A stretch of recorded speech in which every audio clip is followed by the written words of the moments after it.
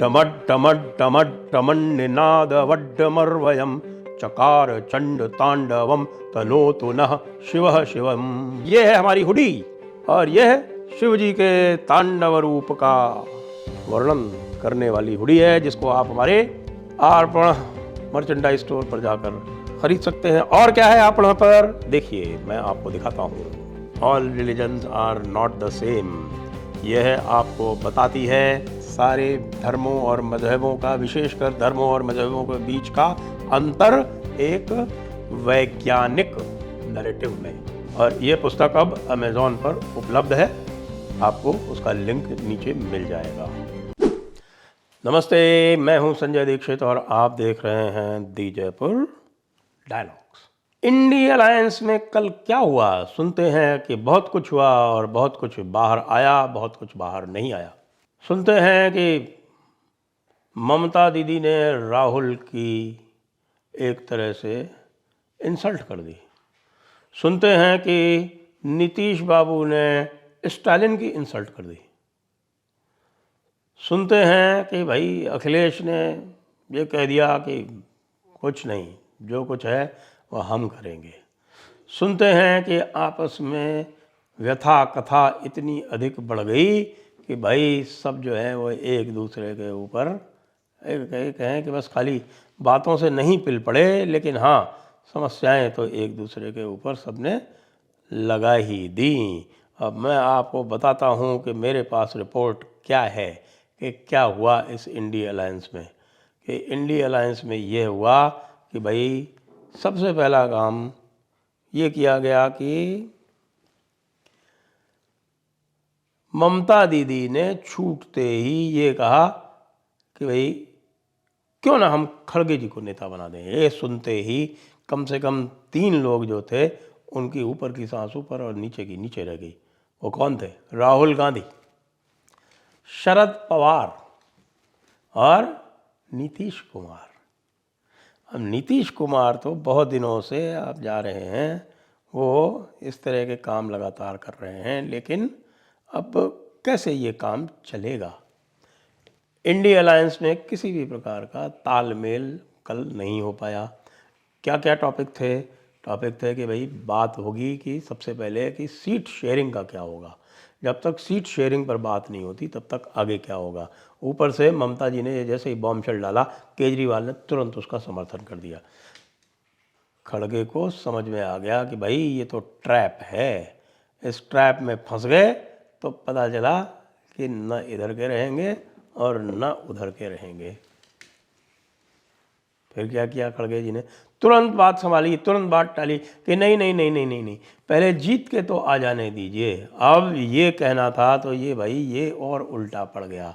लोगों ने इसका इंटरप्रिटेशन ये कर लिया कि इनको तो भाई जीत के आने की किसी प्रकार की संभावना ही नहीं दिख रही है, इसलिए खड़गे जी कह रहे हैं कि अरे क्या नेता की बात करते हो, यहाँ तो जीतने के लाले पड़े हुए हैं। उधर नीतीश बाबू जो हैं वो वैसे ही अपसेट चल रहे हैं, पूरे समय जो थे वो पूरी तरह से अपसेट थे। और उन्होंने जब बोलना शुरू किया तो स्टालिन ने और उसमें आग में चिंगारी लगा दी। मतलब चिंगारी लगा दी क्या? नीतीश बाबू ने जब बोलना शुरू किया तो नीतीश बाबू तो हिंदी में ही बोलते हैं, आपको भी पता है। तो नीतीश बाबू ने हिंदी में बोलना शुरू किया और स्टालिन ने उस पर आपत्ति कर दी कि भाई देखिए हमें हिंदी समझ में नहीं आती, तो इसको ज़रा कोई ट्रांसलेट कर दे। मनोज झा थे वहाँ पर आरजेडी वाले, उन्होंने कहा मैं ट्रांसलेट कर देता हूँ। तो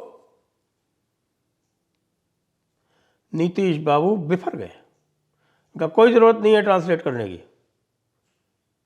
आप लोगों को, स्टालिन से कहा, आप लोगों को भारत की राष्ट्रीय भाषा हिंदी सीखनी चाहिए और आप जो है वो जो मैं बोल रहा हूँ उसका कोई ट्रांसलेशन नहीं करेगा, आप लोग सीख के आइए हिंदी। लीजिए साहब, नॉर्थ वर्सेस साउथ जो थे वो वहाँ कर रहे थे बीजेपी में, यही उल्टा इनके नॉर्थ वर्सेस साउथ हो गया। अब नॉर्थ वर्सेस साउथ में तो मामला बहुत ही गड़बड़ है भाई। नॉर्थ वर्सेस साउथ ये भी हो गया कि उधर वो आंध्रा वाले जो हैं वो कह रहे हैं कि साहब कि हमारा तो बिहारी डीएनए नहीं है, हमारा तो सुपीरियर डीएनए है, तेलंगाना वाला डीएनए। और इधर स्टालिन जो कह रहे हैं कि साहब कि नहीं आप अंग्रेज़ी में बोलिए। फिर उसके बाद उन्होंने लेक्चर और दिया, किस पर? डीकॉलोनाइजेशन पर, मेंटल डीकॉलोनाइजेशन पर। और ये कहा कि ब्रिटिश को गए हुए बहुत लंबा समय हो गया है, लेकिन कुछ लोग जो हैं वो ब्रिटिश राज की मानसिकता से बाहर नहीं आ पा रहे हैं। वैसे बात ये काफ़ी कुछ सही है कि ये सारे के सारे द्रविड़ियन जो हैं, द्रविड़ियन मानसिकता वाले, इनको हिंदी से तो एक प्रकार से शत्रुता है, लेकिन अंग्रेज़ी से प्यार है कि राष्ट्रीय भाषा अंग्रेज़ी हो तो कोई किसी प्रकार की कोई समस्या नहीं। हाँ आइए अंग्रेज़ी, अरे अरे हम तो आपको दिल से लगा के रखेंगे, आप तो अंग्रेज़ हैं। लेकिन हिंदी की बात करो तो भाई ऐसा लगता है कि पता नहीं किसी ने इनको जो है वो जहर बुझा तीर चला दिया हुआ इनके ऊपर। तो हमारे नीतीश बाबू ने उनकी ऐसी तैसी इस मामले में कर दी। सीट शेयरिंग पे बात आई तो कोई बात नहीं। इस सीट शेयरिंग पे जो आगे बताते हैं कि साहब कि वहाँ पर अखिलेश बाबू तो गए नहीं, राम गोपाल जी थे, लोगों ने चला दिया कि भाई हमारा मंत्रिमंडल कैसा हो, खड़गे तो प्राइम मिनिस्टर हो और Ram Gopal Yadav deputy prime minister हो। और जब इस तरह की मीम्स चलने लगे, इस तरह की बातें चलने लगी, तो आप सोचिए राहुल गांधी का क्या होगा। अब राहुल गांधी को बस यही समस्या आ रही है कि वो खड़गे को तुरंत डिसमिस नहीं कर सकते, क्योंकि खड़गे बीइंग अ दलित वो उल्टा मैसेज चला जाएगा। और सारी राजनीति मैसेज की है, तो ये मैसेज चला जाएगा तो फिर काम कैसे चलेगा।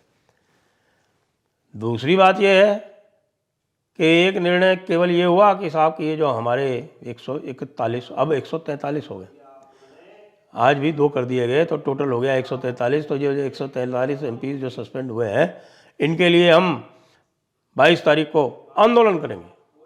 अरे भाई उस आंदोलन में कौन इंटरेस्टेड है?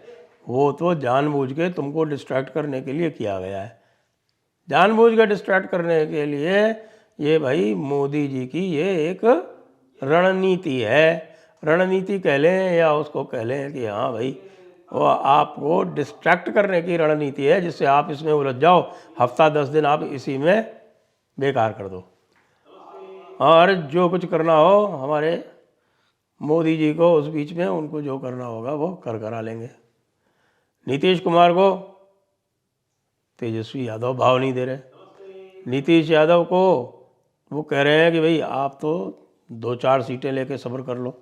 नीतीश कह रहे हैं कि 2-4 कैसे, हमारे तो 16 हैं, 16 से कम पे तो हम मानेंगे नहीं। तो वो 16 ले लेंगे, कांग्रेस कह रहे हैं कि हम 10 ले लेंगे, सीटें कुल 40 हैं, तो 16-10 26 इधर गए छोटे मोटे। तो वो कह रहे हैं कि साहब 8 से कम हम नहीं लेंगे, कम्युनिस्ट वाले कह रहे हैं।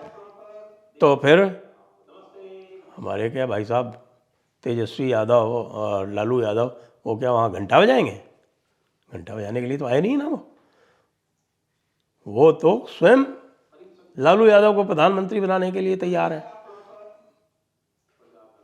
अगर तेजस्वी यादव को मुख्यमंत्री नहीं बनाते, क्योंकि अब नीतीश बाबू तो प्रधानमंत्री कोई बना नहीं रहा, ममता जी कह रही हैं कि नहीं नहीं बंगाल छोड़ दो, बाकी सब जगह की सीट शेयरिंग कर लो। केजरीवाल और भगवंत मान आए थे कल, भगवंत मान करेंगे नहीं पंजाब छोड़ दो आप लोग, बाकी जगह की सीट शेयरिंग कर लो। अखिलेश यादव कह रहे हैं कि उत्तर प्रदेश की सीट शेयरिंग तो मैं करूंगा, क्योंकि मैं यहाँ की सबसे बड़ी पार्टी हूँ। फॉर्मूला ये होना चाहिए कि जो जहाँ की सबसे बड़ी पार्टी है वो तय करे कि दूसरे को कितनी सीटें मिलेंगी। कांग्रेस कह रही कि भाई दूल्हा तो हम हैं, हमको क्या मिलेगा फिर। उनको जब कुछ नहीं मिलने वाला तो फिर वो इसमें पूरे चक्कर में क्यों पड़ रहे हैं। अब आप देखिए कि अभी कुछ दिनों पहले आज तक में जो पोल एक्सपर्ट हैं, पोलिंग एक्सपर्ट यानी ओपिनियन पोल एक्सपर्ट जो हैं, उनका एक सम्मेलन हुआ था, और उसमें ये निकल के आया था कि भाई जो आज की स्थिति है, यदि इसमें कोई विशेष परिवर्तन नहीं होता अगले 2-3 महीने में, और आप जानते हैं वैसे तो 2-3 महीने राजनीति में बहुत लंबा समय होता है, लेकिन जिस प्रकार से मामले चल रहे हैं उसमें ऐसा कुछ दिख नहीं रहा कि अगले 2-3 महीने में कोई परिवर्तन आने वाला है। क्योंकि जो भारतीय जनता पार्टी की जो स्ट्रेंथ है, जो भारतीय जनता पार्टी के जो मजबूत पॉइंट्स हैं, उन पर तो किसी तरह के कोई अभी तक कुछ ये कर नहीं पाएगा। लंबी लाइन खींचने की इनकी स्थिति नहीं है, और जो लंबी लाइन बीजेपी ने खींच रखी है उसको मिटाने में ये पूरी तरह से असफल रहे हैं। कुछ दिनों से आपने अडानी भी नहीं सुना होगा। रफाल तो पिछले साल ही ख़त्म हो गया था, पिछले चुनाव के समय ही ख़त्म हो गया था। इनको समझाया गया था, विदेशों में समझाया गया कि भाई जब तक आप किसी तरह का करप्शन चार्ज लगा के और बदनाम नहीं करोगे, जब तक आप इमेज नहीं ख़राब करोगे मोदी की, तब तक आप कुछ नहीं कर सकते। मोदी की इमेज को तो कुछ हुआ नहीं, और उत्तरोत्तर और उज्जवल होती जा रही है और बढ़ती चली जा रही है। तो इसलिए भाई इंडी अलायंस में ये भी हुआ कल की कल समोसा नहीं सर्व हुआ, और समोसा नहीं सर्व हुआ तो उसको लेके चुटकुला ये आया है कि भाई उनके पास फंड वाकई ख़त्म हो गए हैं। क्योंकि फंड वाकई जितने थे वो या तो अशोक गहलोत के पास पार्क थे। अशोक गहलोत ने कहा ना भाई मैं तो उतना ही दूंगा जितना तुम मुझको दोगे। इसलिए उन्होंने बारगेन करके AICC से अपने लिए चिट्ठी निकलवा ली।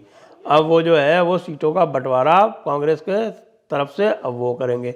अब उन्होंने इतना अच्छा बंटवारा किया था राजस्थान में, तो आपने देख ही लिया क्या उसका परिणाम निकला।